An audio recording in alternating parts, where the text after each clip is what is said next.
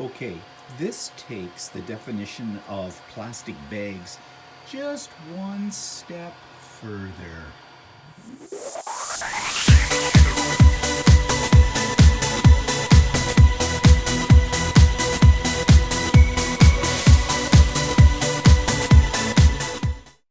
Good morning, everybody. It's Stephen here for Bland Designs and the Idiot Quilter, and welcome to my weekly vlog for Monday, May the 9th, 2022, day 790 of COVID.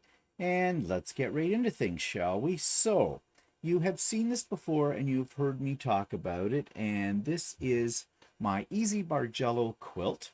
This one is a design by Donna Jordan at Jordan Fabrics. And I usually love her designs, and this one looked really simple, and I do love Bargellos. But I'm a little bit Bargello challenged, it seems. I always screw up on them. I think I've only ever made one Bargello that's actually turned out exactly the way it was supposed to. Well, this one certainly didn't, and I think I told you last week about all the problems I was having with warping strips, and yeah, I know, save your comments. I know what I was doing wrong on that. I was an idiot. But anyways, and then I had some problems setting up the pattern on the quilt path on Lucy for it.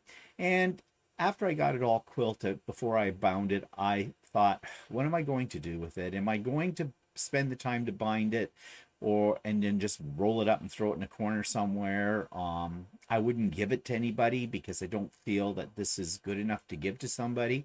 But anyways, I decided, well, I'm this close to finishing it. It's not that big. It's only a wall hanging. So I bound it, and here you can see it bound. And okay, it's pretty. Let's say that, shall we? It's pretty. Um, and the problems with it are ones that probably most people wouldn't notice. I still wouldn't give it to somebody as a gift, but I do have a spot that I thought I'd like to display it in. So I'm just going to show you where it is now. And here it is. Don't mind the fact that when I took this picture, I just hung it up and I noticed it was a little crooked. I have adjusted that since then. But this is right in the front part of my house, right by my front door kind of a thing. And it looks pretty good there. And in fact, you don't really see the problems I had with it. And like I said, if you weren't a quilter and you came in and you saw it, I'm sure you wouldn't notice what I've pointed out in videos beforehand about this. So that's its new home. I kind of like it now. That's often the way. The ones you make the most mistakes on tend to be the ones you like the best. They're kind of like your children. You know, well, I don't know because I don't have children, but you know, like there's always one in the group that's like one of these things doesn't belong kind of a thing. And I think that's the one that's a little bit more special for people. Well, quilts are my children. This one's a little bit more special for me than some of the other ones. So there it is. It's done. I'm happy. It's over with. Okay. You also know that I've been working on this quilt called With Glowing Hearts. It is a design that comes from Northcott.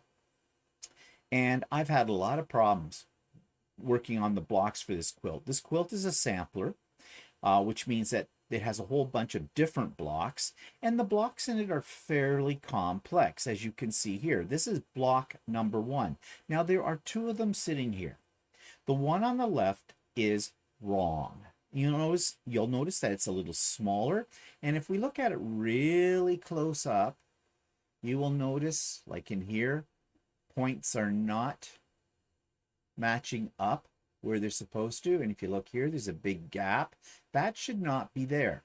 Now, on the other hand, somebody who's not a quilter probably would never even notice that. But I notice it, and I'm not happy about it.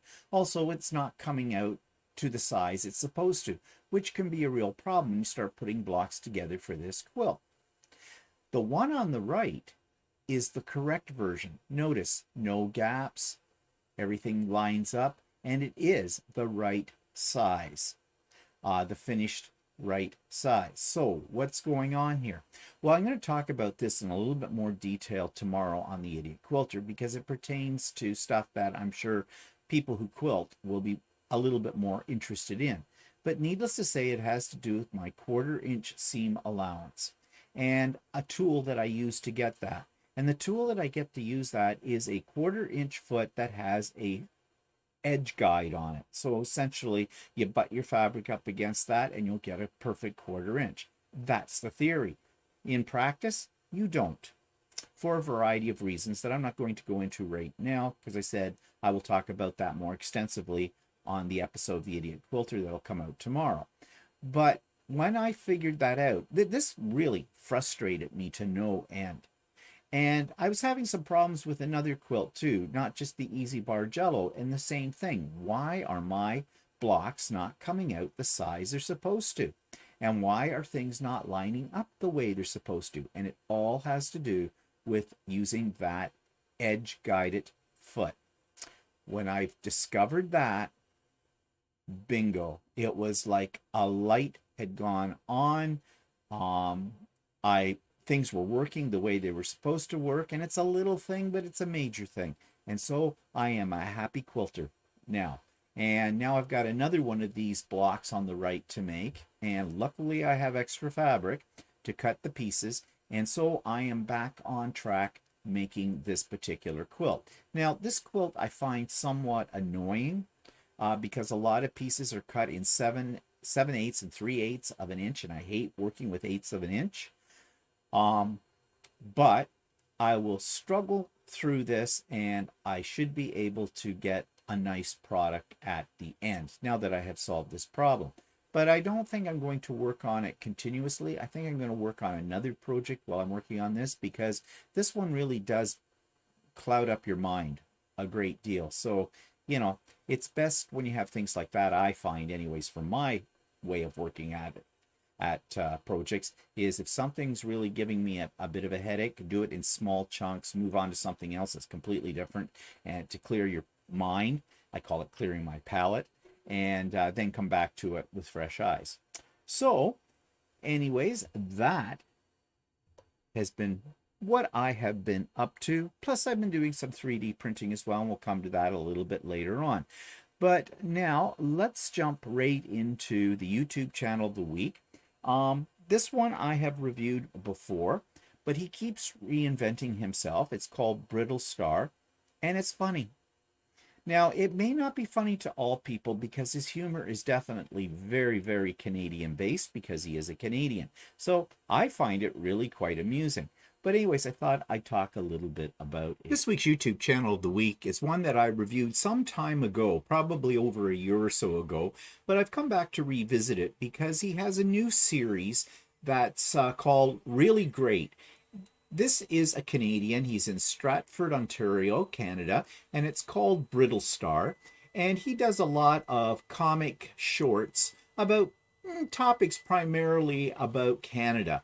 So if you're Canadian, you'll probably appreciate his sense of humor a little bit more than, say, if you're an American.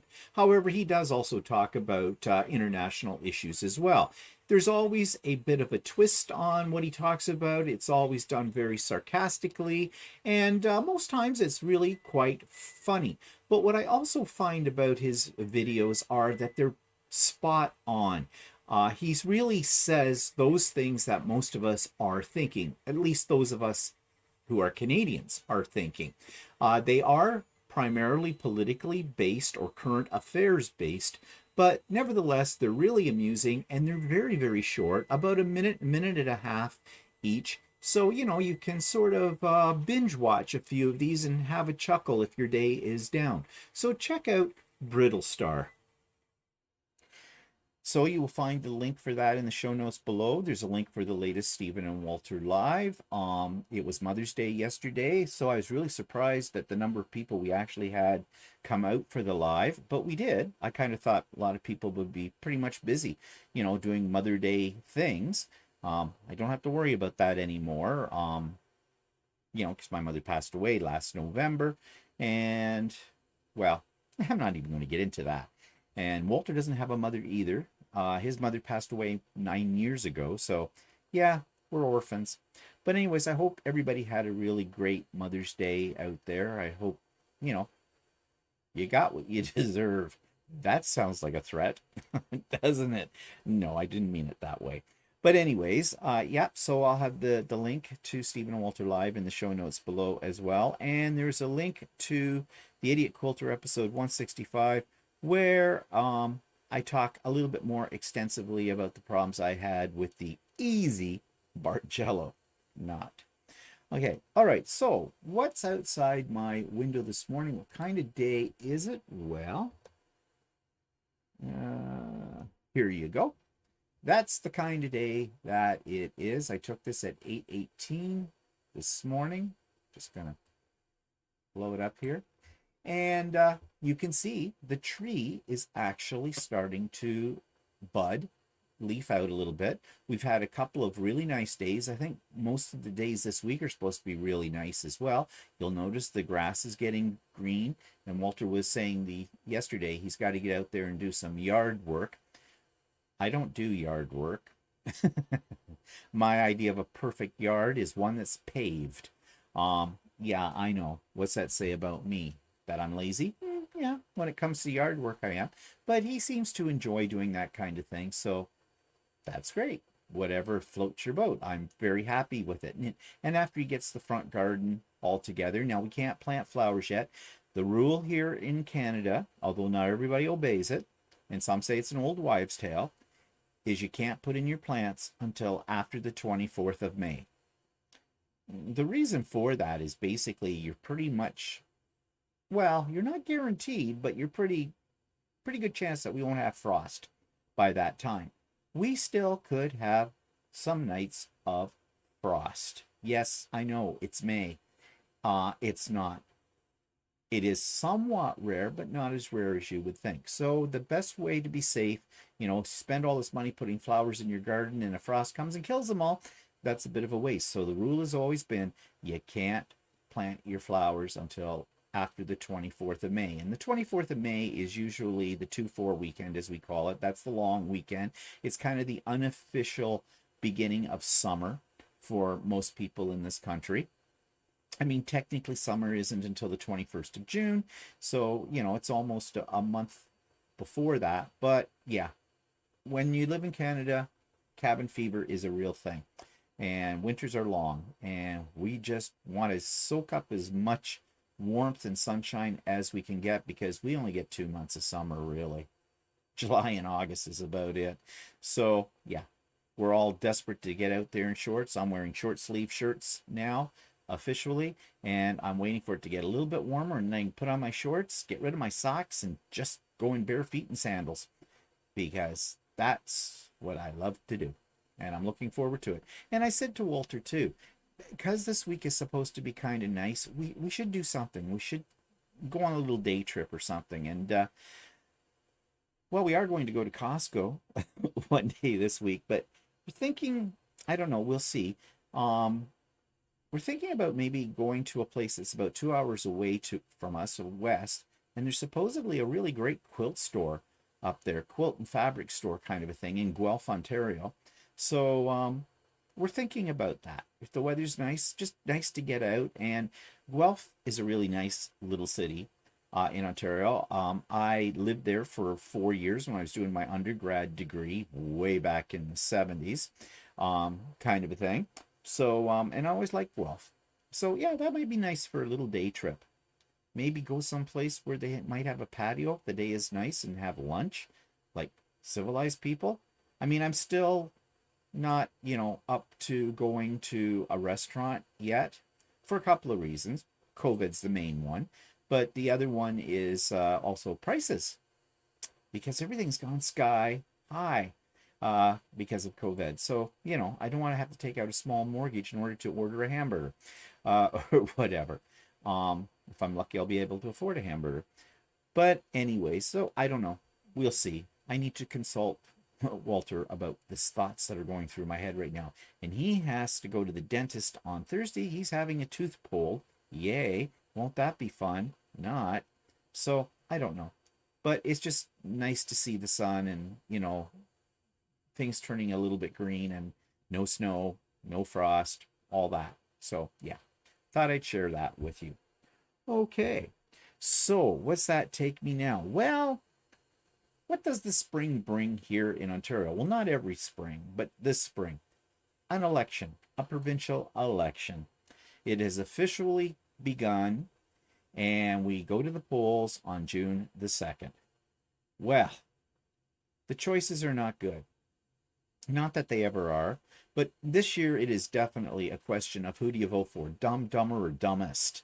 They're all idiots. All of them are complete idiots. The idiot we have is our premier right now of the province and his party, the Conservative Party, are complete idiots. Actually, they're assholes, too, on top of it all. Unfortunately, I'm thinking they will probably get back in again. Of course, I'm not voting for them. But the choices I have, there's three other parties. But, well, there's the Liberals, and I am a Liberal. So, yeah, I make no bones about it. That's who I'll be voting for, even though I am not impressed with the leader of their party. You see, they had a leader that was fairly strong for quite a few years. In the last election, she decided she didn't want to do this anymore, but she didn't tell anybody that. And she basically decimated her party at the polls to the point that she is directly responsible for the fact that the Liberals only got 7 seats in our legislature. 7 seats. They lost their official party status because of that, because they didn't have enough. And that's one reason why the conservative a-holes got into power as well. She just sold her own party down the tubes. Bitch. Yeah. Then the official opposition, the NDP party, oh, they're always full of lots of promises and lots of things they're going to do, and they're for the working people and all of that.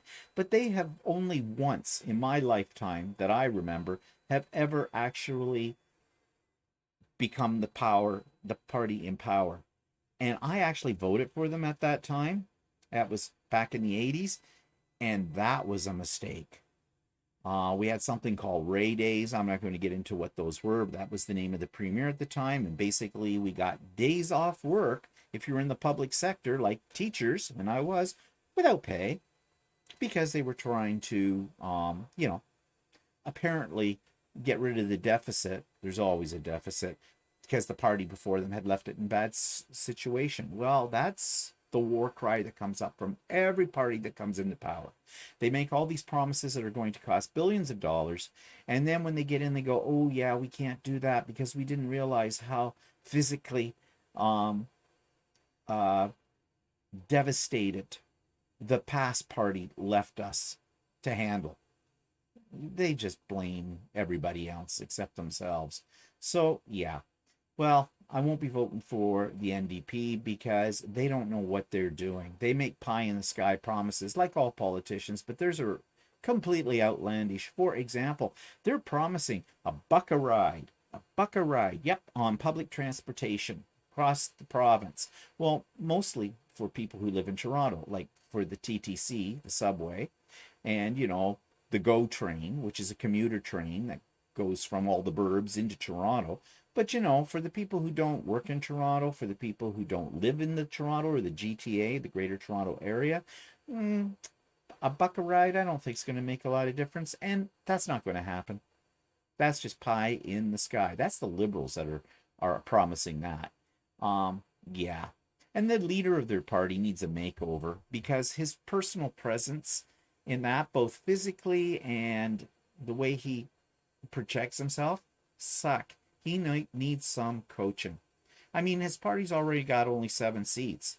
Is he trying to reduce those? I mean, I don't think he has much of a chance of becoming the leader. Unfortunately, it's going to be the big a-hole Doug Ford that's going to win it because there's our stupid people voting for him.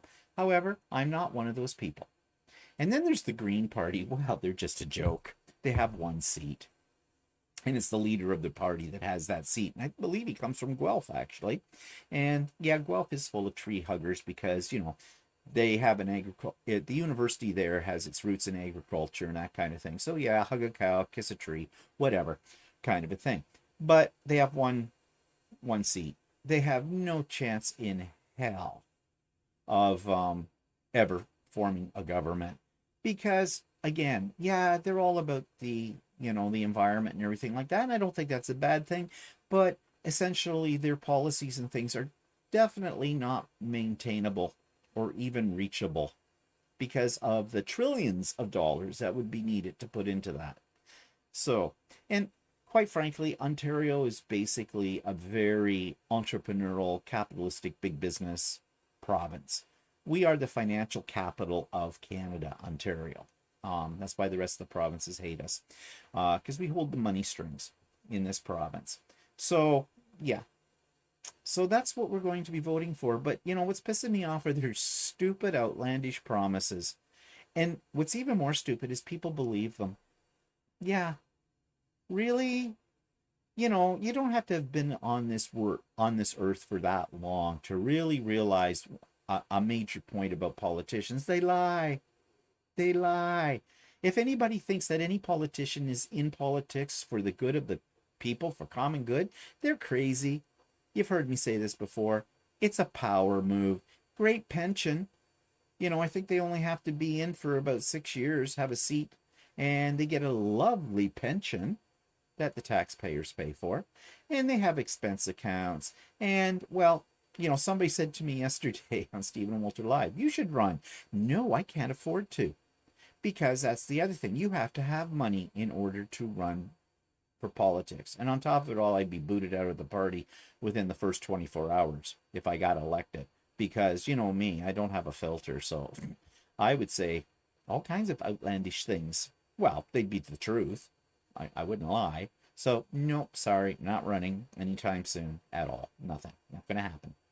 So that's what's happening right now. That's what's pissing me off. It's almost laughable if it wasn't such serious business.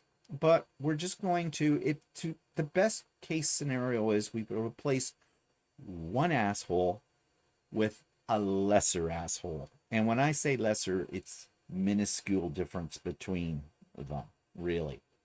So, yeah, welcome to Ontario. It's a place to live, a place to grow, and if you're from Ontario, you will know what I am referring to on that, especially if you're my age.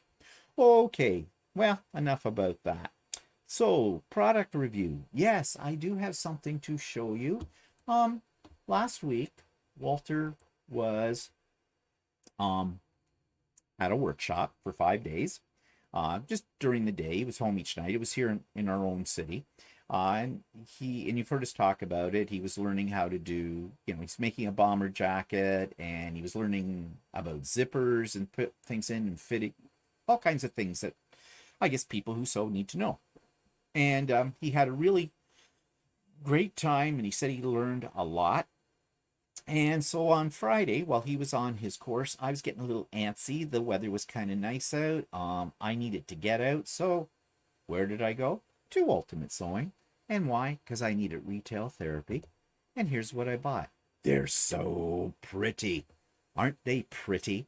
Those fabrics. So I was in Ultimate Sewing for about an hour, chatting with the ladies in there about different things. For me, going to Ultimate Sewing is also not just for buying fabric, but it's also social. And I saw these. They were right by the front door when you walked in a beautiful display. And I said, yeah, I have to have 2 meters of all of those. Please wrap them. Lynn, who works at Ultimate Sewing, I just got that display up. Yeah, you want to make some money?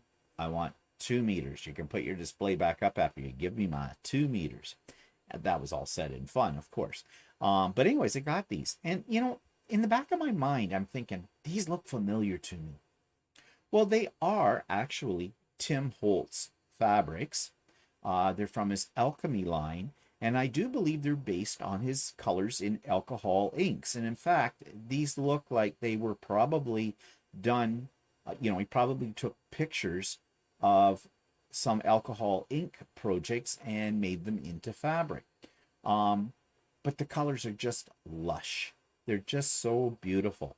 So as I said, I bought 2 meters of each of these. I got them home, and I was excited. I sent Walter a picture of these because I thought these would make really nice shirts, as well.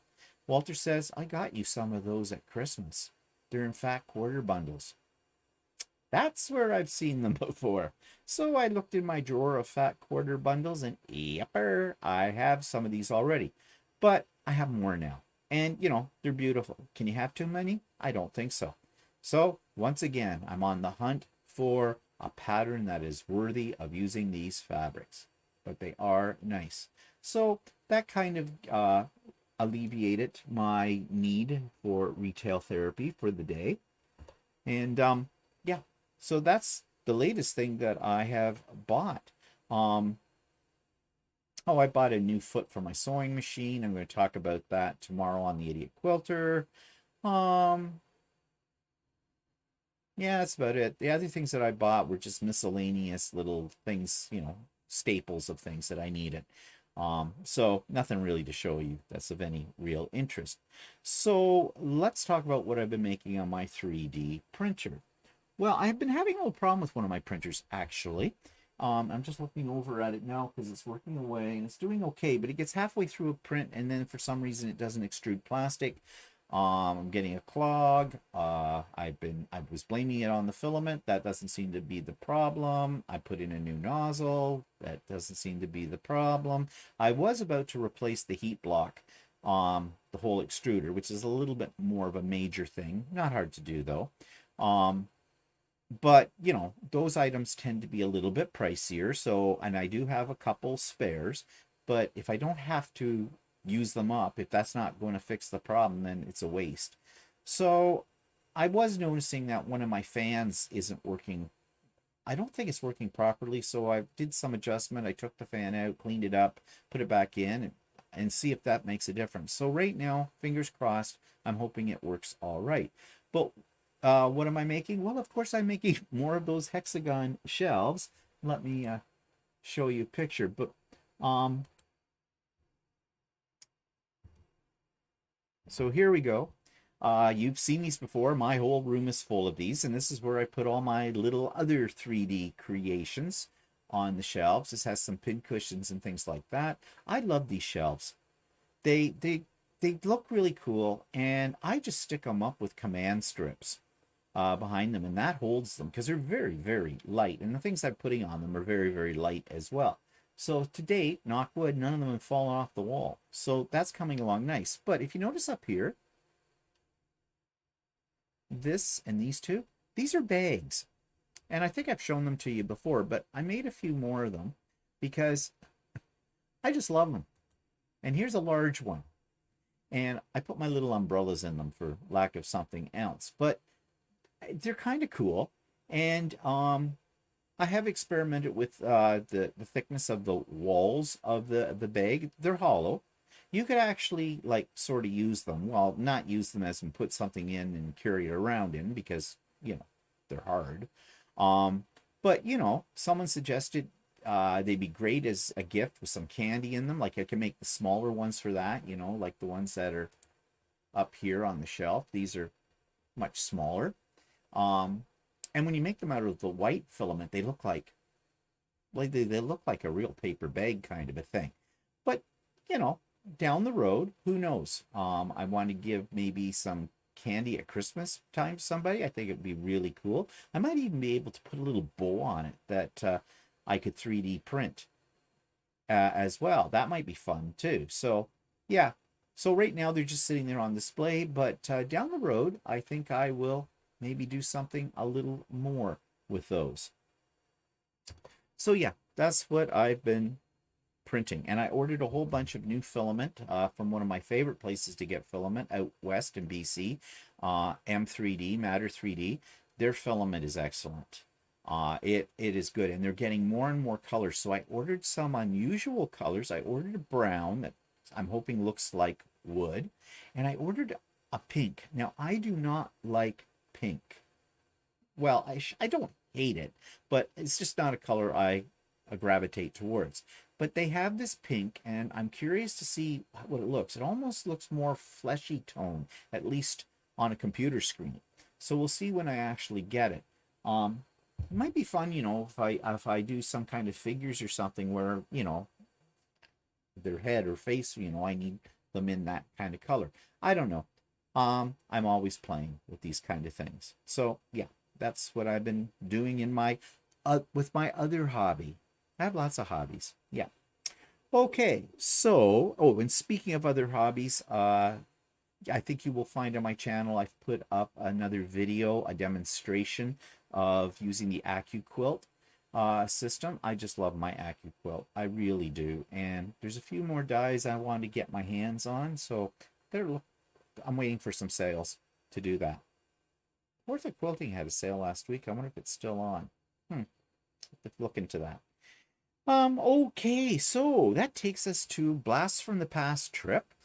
Continuing on my trip, Walter's and my trip to Australia in 2018.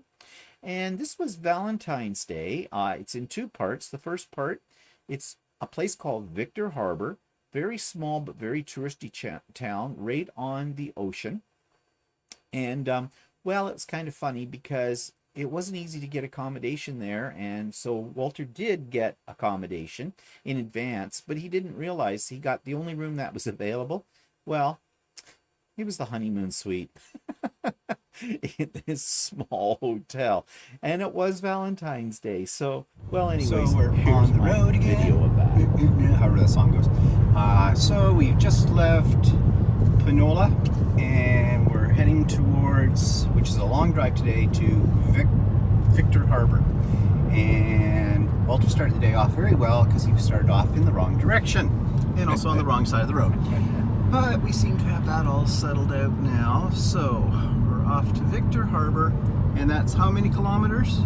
400, about 400. About 400 kilometers. So it's going to be a long drive. Right now it's 8:14 in the morning, and it's nice and clear. Last night, about 4 o'clock this morning, I woke up to this sound like hurricane winds. I don't think they were hurricanes. It's just how the winds sound here. Some rain with it. Tree outside was banging on the roof of our hotel, which the roofs here are all seem to be made of metal. And Walter says they probably don't have much insulation either, so you hear everything. And you could sound like a real storm, but yeah, it's nice and clear now. All the wineries. Oh, we're passing the wineries over here. You can see the vineyards. This is wine country, one of many wine countries I think they have in Australia. That's the Blarney Block, according to the sign. And more over here on the other side of the road as well. So I know a few of you have been commenting on my pronunciation or my mispronunciation of place names. Yeah, okay, I know I don't do it very well, but you know, thank you to the Aussies who have tried to spell it out for me phonetically so I can figure out how to say it. But I would just put this out there to the Aussies. Then how do you say Mississauga?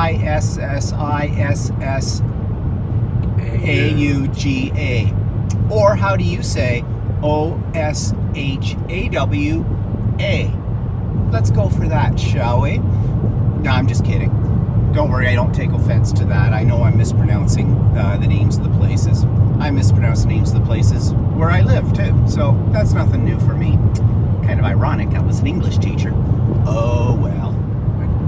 And you were saying? Well, Victor Harbor. Harbor is spelled B-O-R, which we would say is an American spelling. But in British or Canadian English, it would be B-O-U-R, right? But I read somewhere, and I don't recall exactly where, but there's something that it was established and they made a misspelling in the name, and it just sort of stuck. Oh. Yeah, that's their story and they're sticking to it. Okay. But anyways, there's a few little droplets here of stuff on the windshield, which I'm getting in the picture, but can't do much about that. And with the number of trucks that we heard going down this road last night, big trucks, I'm suspecting we will see some roadkill again today. So, always something to look forward to in Australia. A little bit more of the roadside scenery. We're past the vineyards now. Just some interesting trees. A little different from what we're used to seeing in North America.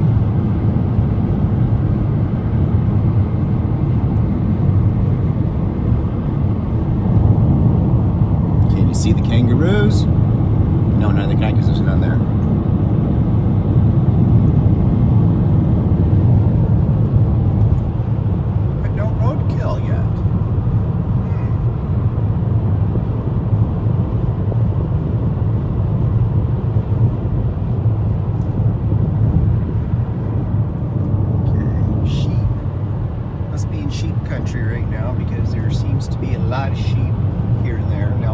as soon as I put up the camera to get them on video, I don't see any sheep now because the trees are hiding the sheep. Can't see the sheeps for the forest.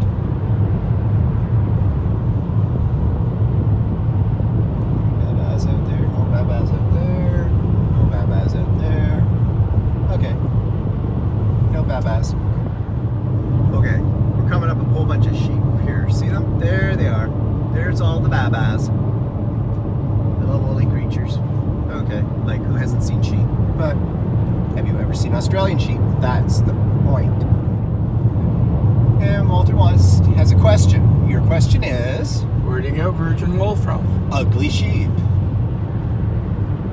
Reminds me of that Far Side comment where the wolves are at a party and one wolf has a sheep by its hind legs and his head buried in a big pot of like chip dip, and the one wolf says to the other wolf, well, I'm sold, you've got to try Gladys's sheep dip.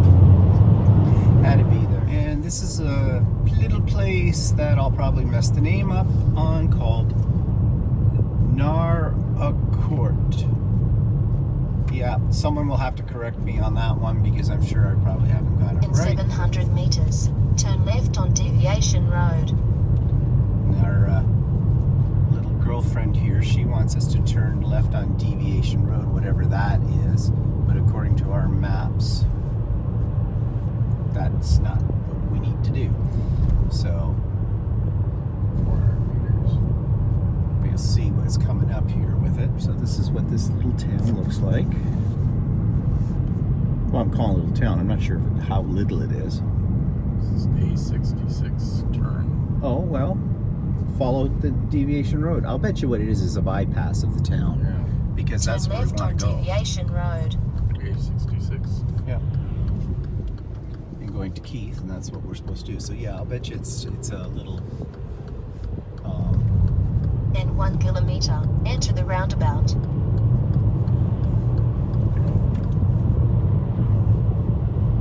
Oh, very good. The wipers didn't go off when you put on the signal. Oh, third day. Maybe finally getting the hang of that. So yeah, it must be a road that kind of bypasses the town. At the roundabout, take the second exit. So let's experience a roundabout. They've got a lot of them over here.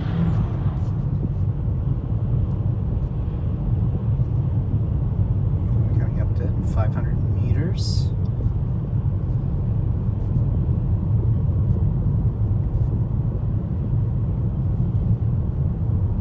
So there's the sign there that shows you that you're hitting a roundabout.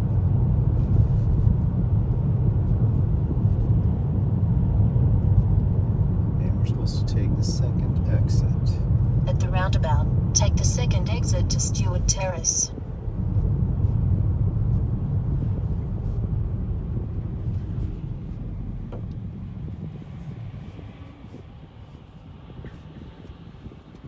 Big truck.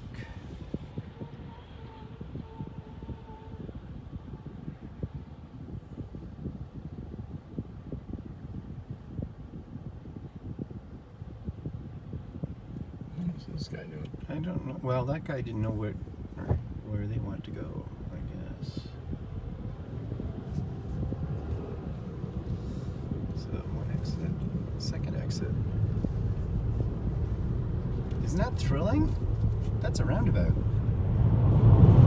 Some more of the road, the trees. Sorry, is this a vineyard? Yep, looks like it.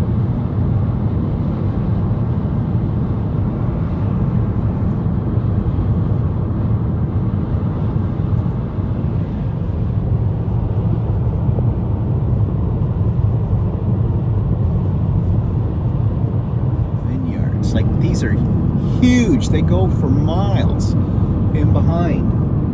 Maybe a better shot over here. Get an idea of it. But they just keep going from back of the road, like for miles and miles and miles. They make it like the vineyards in Ontario look like little garden things, like little home garden patches.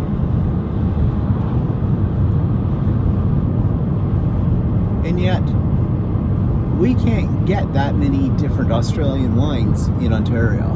No, I know, but still, the fact, I guess, that you get some is that these vineyards are so huge that they produce tons and tons and tons of grapes. Which the wine industry in Australia is a relatively new industry when it comes to winemaking, because they were always known for beer, as being beer drinkers. But now it looks like down the rows there, how big they are. Like they're huge.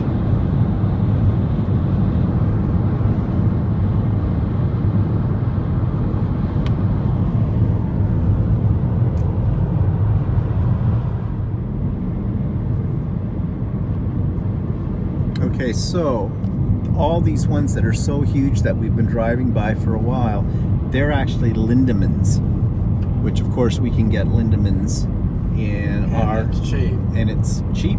Yeah, like it's not a bad price. It's cheaper than Ontario wines. We've been That's drinking. probably why. We've been drinking more Lindemans lately than anything else. That and Jacobs Creek. But Jacobs Creek's a little more expensive, and we're not in Jacobs Creek country. Okay, you might want to stay on the road.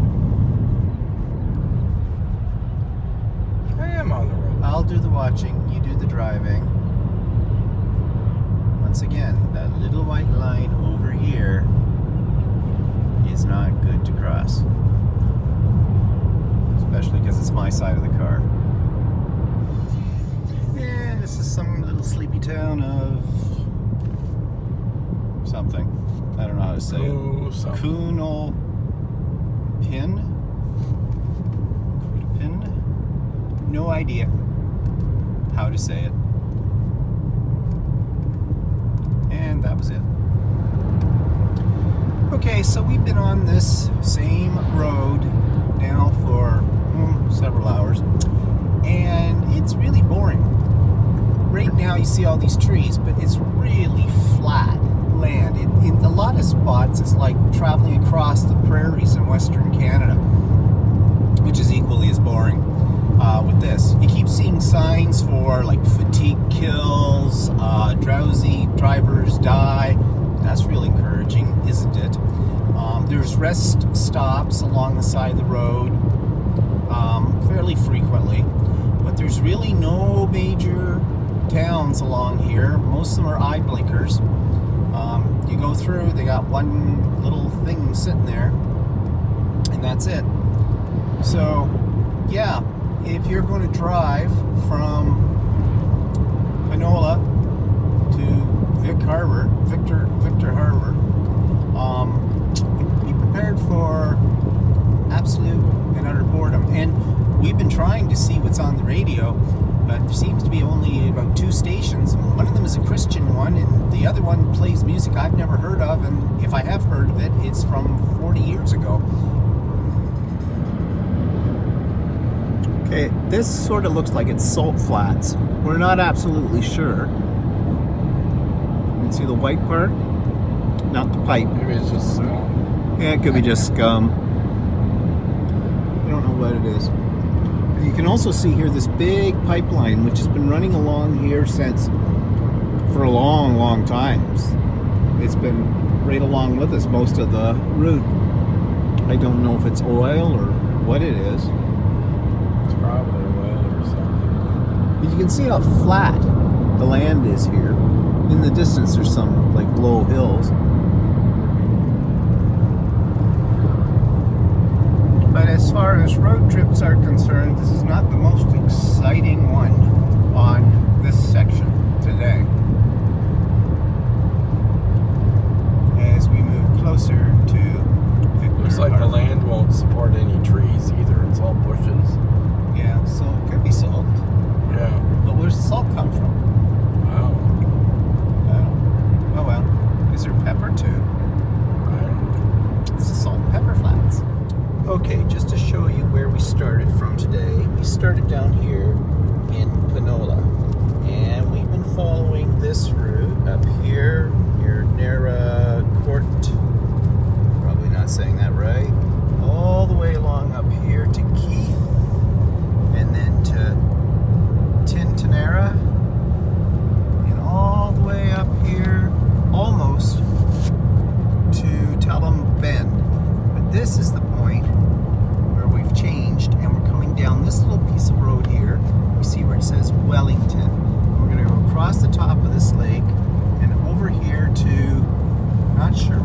you say that one either. Strathovine. Oh God, I'm mispronouncing this really badly. And then we traveled down to Victor Harbor. So you can see it's quite a distance, 400 kilometers. And most of it has been very, very straight road. Boring. And very boring. Very little in between. So if you ever do this, be prepared for it to be boring.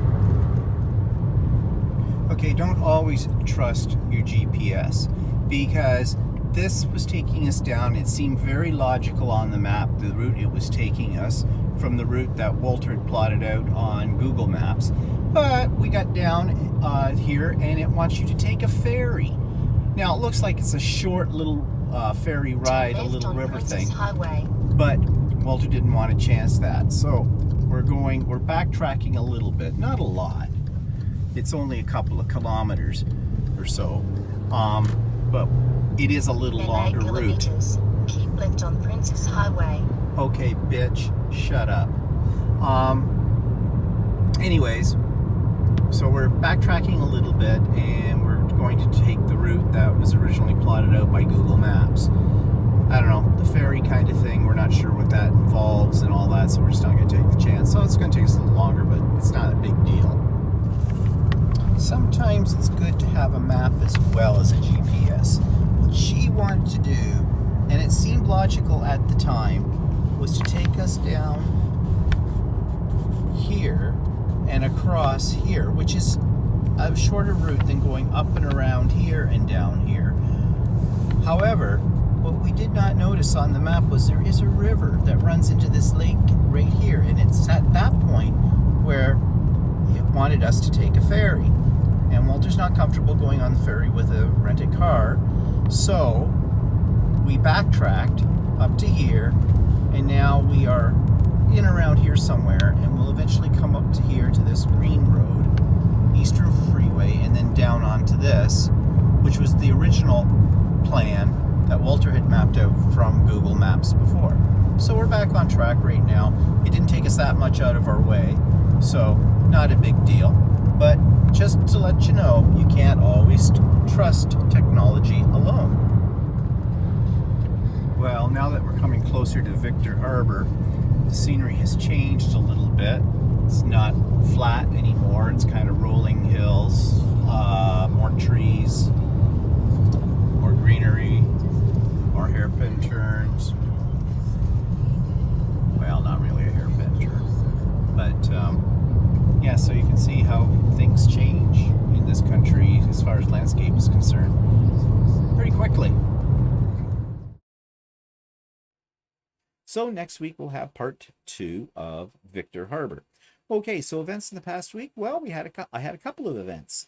Craft and Chat was on past Wednesday. We had a good time on there.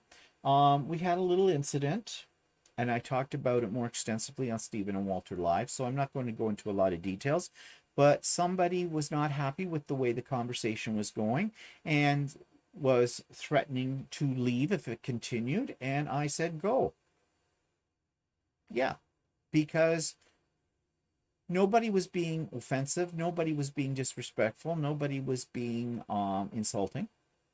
It was a general conversation, and this person just decided it wasn't her cup of tea, and that is fine. Okay, and it's not like I have you trapped on there. And so, but what bothered me more than anything was when she said that, people immediately became defensive and said, oh, we're so sorry, we didn't mean to offend or anything like that. They had nothing they needed to apologize for, and I told them that, and she left. This same person has been on Stephen and Walter Live too, and has left because she doesn't like the way the conversation is going, and she sent me a comment about that. And I said the same thing, can't please all the people all the time. We go with whatever people want to discuss. Yes, if people got into hate talk, racism, something like that, being offensive, I would put the kibosh on it. But to date, I have never had to worry about that from anyone who's been part of any of my events or who's been on Stephen and Walter Live. No. So, yeah, she can unsubscribe from me. She doesn't need to come back. That's fine. I'm not going to cry over it. But it's not about her. Okay? It's about everybody else. So those kind of people get my goat, like that. So good riddance to trash. That's the way I think of it. So, what else? Oh, yes, we had a pop-up Sew and Craft Day on Saturday. Now, it wasn't really a surprise because I'd already mentioned it last week that I was going to have this because I knew I was going to be home all day alone on my lonesome because Walter would be at his last day of his workshop. And I thought that was an opportune time to have a pop-up sew day. And we did. And I think everybody that was there had a good time. I certainly had a good time. And will there be another one? Oh, yes. Definitely there'll be another one. When? I do not know. Not for maybe a week or two, a couple of weeks yet. Depends if I get bored again. And so usually with those, as you know, I don't announce them until 24 hours before because I usually don't know until 24 hours before when I'm going to have something like that. And it'll always be on a Saturday. And so on a Friday, I'll pop up a video onto my YouTube channel and let you know all about it with the Zoom link for it. And by the way, a couple of people for Craft and Chat and that had a little trouble getting on because they didn't realize they were new to the channel, and I understand that. Didn't realize that I put the link, it was a Zoom link, not a YouTube live when I do Craft and Chat or Pop-Up Sew Day. So just as a clarification point, anytime I have those, I post the link in the show notes for my videos. And it is a Zoom link, so you'll need to click on that. But if you want to be part of my mailing list, just let me know. I have 3 mailing lists. I have one for my retreat, which I run twice a year, one in the spring, so we're done that one, and one in the fall. And if you want to be, get an email reminder about Craft and Chat, or if you want one for a pop-up sew day, or all of the above, just let me know. My email address is in the show notes, and just send me a note saying you'd like to be on one or all of those, and I will add you to that. And hopefully you will get your own personal invitation when I'm going to have that in advance. Few people told me they did not get the email notification that are on my list for the pop-up sew day. And I worried about that because I thought, well, it should have worked. Then I realized I forgot to send it out.